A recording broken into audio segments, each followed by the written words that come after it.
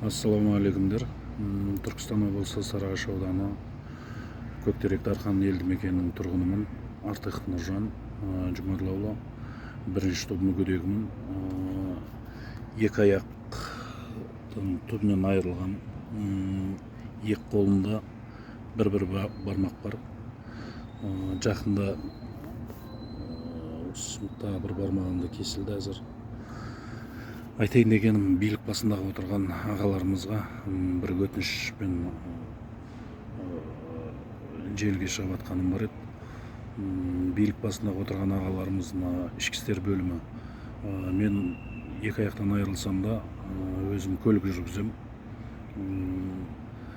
Көлігім Toyota Estima. Көлігімде түгел айналарым бәрі күнге тонированный. Себебі тонированныйның қолыма күн тисе осындай болып жара шығып, бармақтары кесіліп кетіп жатыр. Мынандай аллергия беріп жібереді. Сол себептен өтініш тастап отырмын сіздерге. Өтініш сіздерден сәл оң көзбен қарасаңыздар. Өзіміздің Сарыағаш ауданы Түркістан облысының ГАИ қызметкерлері оң көзімен қарайды.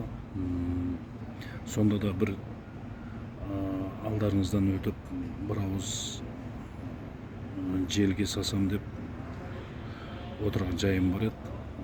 Өтінішіні көшеде жүрген водительдер ГАИдің алдында тұрып алады, машинаны видеоға түсіреді. Ана машина тонированный деп ГАИлерге жаңағыдай айтып видео жіберіп отыр.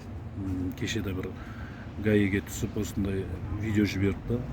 Көшеде кетіп баратқан машина түсіріп алып жіберіпті. Енді маған қаса бұл тонировка деген енді сән емес, абырой емес қой. Просто денсаулыққа байланысты осылай жүргенім бар.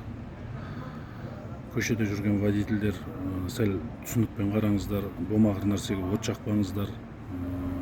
Алла тағалам барлығыңызге денсаулық берсін, дендеріңіз сау болсын.